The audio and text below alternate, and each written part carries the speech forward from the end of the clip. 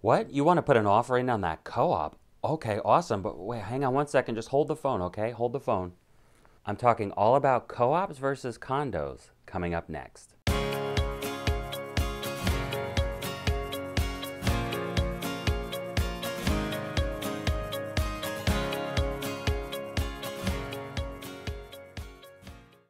Hey, what's going on, everybody? It's Bob Dzienis from eXp Realty here in Bergen County, New Jersey. Thanks so much for tuning into my channel today. I really appreciate it. So if you want to know anything and everything about Bergen County and Northern New Jersey, be sure to click that like button for me, but also go ahead and subscribe because every week I have new videos about anything and everything Bergen County as well as Northern New Jersey. So today's video is all about the differences between a co-op as well as a condominium. Co-ops are not very popular here in Northern New Jersey, but you absolutely can find some here. Where are you going to find them? You're going to find them in Fort Lee, Edgewater, you'll find some in Hackensack. There's even a few 55 and older communities that are co-op as well. You know, I can't tell you how many times I've gotten a phone call from somebody saying, wow, that apartment is so cheap, I really want to put in an offer. And when I do the research in the MLS, it turns out to be a co-op. And there's nothing wrong with a co-op, but there's some differences in comparison to a condominium. So the goal of today's video is just to give you some insights on the differences between co-ops and condos. And my goal is to make sure that you kind of weigh the pros and cons of both types of properties to see what might be the right fit for you if you're considering either style. All right, are you ready to learn more? All right, great, let's go. All right, so first up, let's talk about the one major difference that really stands out between both a condominium or a condo, as well as a co-op or a cooperative. And what's that one main difference? It's the actual ownership itself. So sometimes it can be a little deceiving because a condo or a co-op, they actually kind of reside in the same types of structures or properties. So a condo or a co-op could be in a high-rise building, or they could actually be in smaller buildings with a couple of floors. But the major key difference between both is the actual ownership. So if you're purchasing a condo, you're actually purchasing real estate, the actual real estate itself. You're purchasing a unit within a multi-unit dwelling. And your main responsibility would be for everything inside of that dwelling. But not only that, condos also have an association, and that association charges specific fees like maintenance fees that might be required for the development. And usually those maintenance fees are going to help take care of anything on the outside. So maybe watering the grass, for instance, power washing decks, replacing decks, maybe replacing a roof. With a co-op, it's actually very different. Instead of purchasing real estate, you're actually purchasing shares in a corporation. So a unit in a co-op is actually part of a larger conglomerate, like an actual building of co-ops. So instead of you actually purchasing the real estate, the actual apartment itself, you're actually purchasing shares that are part of the building's corporation. A co-op building is essentially a corporation. And basically you're buying into that corporation with various shares that each unit holds. You're also becoming a shareholder in that building. So because you're buying shares of the co-op, you're actually not purchasing real estate. And essentially you're actually leasing the dwelling that you're living in. It's almost like you're renting it. But you have a stake in it because it's part of the bigger corporation. And as a shareholder, you get to have input in what's done in the building itself, any maintenance issues, updates, those types of things. So that actually is one of the biggest differences between a co-op as well as a condo. And the key here is to remember is when you go to sell either, you still can possibly make profits on both depending on the market. When you go to sell a co-op, you're actually selling shares to the next owner. But you're also selling a stake in that corporation, and that takes into account market value for co-ops in that area. So can you make a profit if you go to sell a co-op? Absolutely. But the market for a co-op is a lot different in comparison to a condo market. The comparables are a little bit different. It's all going to depend on the market conditions at the time. All right, next up, let's talk about the price differences between a co-op as well as a condo. And this is where I get phone calls pretty frequently. People see the price of a co-op and they call me immediately and they're like, I want to make an offer, I want to make an offer, I want to see this place right away. Makes total sense because you can find co-ops here in New Jersey starting at $85,000, maybe a little bit less, but they could shoot up into the high 100s, low 200s. I've even seen some for 250, 275. The condo market is actually much different. You're gonna find condominiums, depending on where they're located, could start in the high 2s to the upper 5, 6, even 7s, depending on where it's located. So here's the kicker as to what throws people off, and this is why I say definitely understand your options if you're considering a co-op versus a condo. One of the biggest distinctions that you're going to see in a co-op is the fees that are charged for maintenance. So yeah, the price that you're paying for an actual co-op, sure, it could be low, but your maintenance fees are actually quite high. You could see maintenance fees maybe $1,500 to $2,300, $2,400, $2,500 depending on the building, depending where it's located, depending on the board's policies. And we're going to talk about the board of a co-op in a few minutes, but the board is what kind of dictates the process for the building and for the corporation. But what's also interesting is for the maintenance fees for co-ops, you want to see what's included.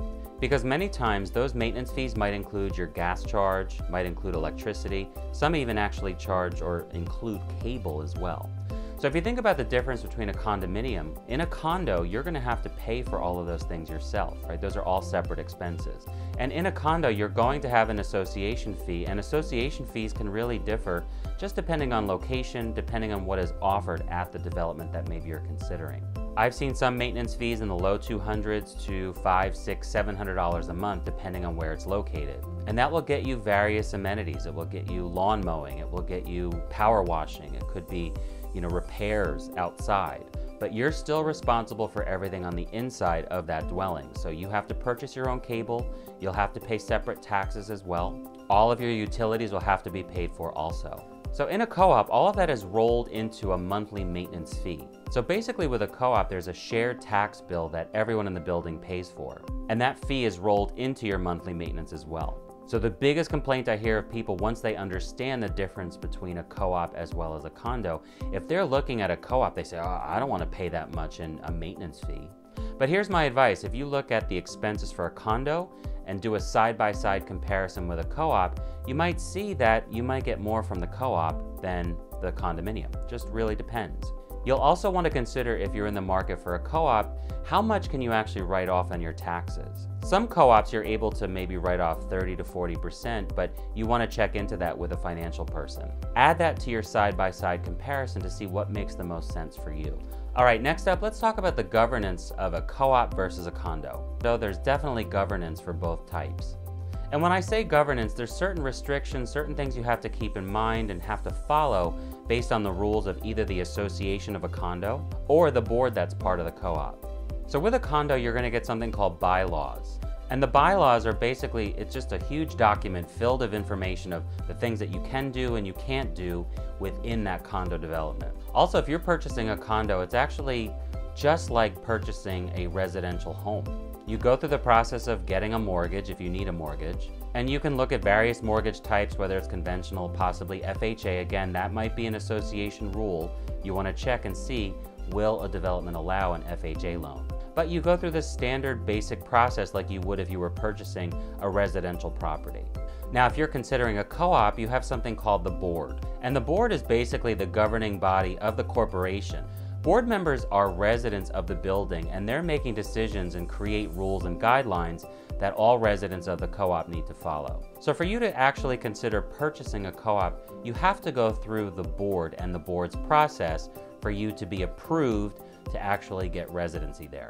So the mortgage process is actually a little bit different. Not every lender will lend to someone who's looking for a co-op. The rates also tend to be a little bit different. They tend to be a little bit higher, and it's not the easiest process to find a lending person who will lend for a co-op. Part of that reason is because co-ops are cheaper in price. So from a profit margin standpoint for a mortgage broker, it might not make sense to actually lend on a co-op. But there are lenders out there who specialize in co-ops specifically, so you're going to want to make sure that you engage with them because the board will look for that kind of information as you're going through the application process. So if you're considering a co-op, you go through the process of looking at properties just like you would, let's say, a condo or any residential property. You submit an offer like normal. The actual contract is a little bit different, but it's still the same process. You then go through the process of securing a lender who specializes in co-ops. You also need to fill out an application for the co-op board. So not only is a lender looking at your financials, but the board is looking at your financials as well. They want to ensure that you have financial stability to be able to be part of that corporation. So they'll definitely be looking at your debt to income ratio, and there's certain percentages that each board would require. That's why it's imperative you work closely with your real estate agent to make sure that you are hitting all of the milestones and can meet the specific standards of what is required by a building's board. So not only do you have to apply with the board, but you actually have to interview with the board as well. After you've applied and had your interview with the board, they then decide if you then get residency in that building or not. Do as much of your due diligence up front as you can to see if the board will actually accept you based on your financial situation. So it's really critical to do your due diligence ahead of time as much as possible so that you're prepped and ready to go to get approved by the board. Another major difference between a co-op as well as a condo is financing. When it comes to getting a mortgage for a condo, it's, like I said, it's the same process that you would go through if you're purchasing a residential home. You can be a little bit more flexible with a condo of how much money you can put down, but you want to make sure through the association that if, for instance, will they accept an FHA loan or not? Some of them actually don't. When it comes to a co-op, it's actually pretty different. So you definitely want to make sure that you're working with a lender who can accommodate. Also with co-ops, the percentage rates tend to be a little bit higher in comparison to conventional mortgages.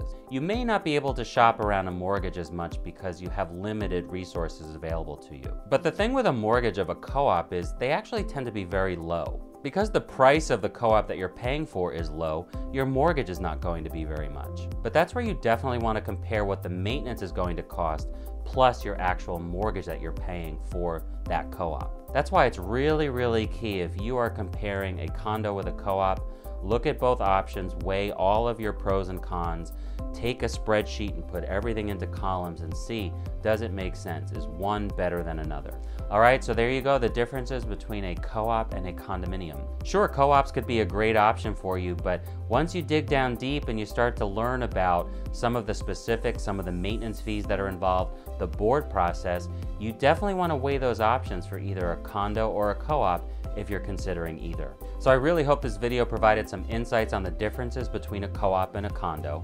And if you have any questions about real estate here in Bergen County or Northern New Jersey, here's my information. Go ahead, either shoot me a text, send me an email, or just give me a call. I'd be happy to chat about any questions that you might have about Northern New Jersey as well as Bergen County. So do you want to learn more about Bergen County, New Jersey?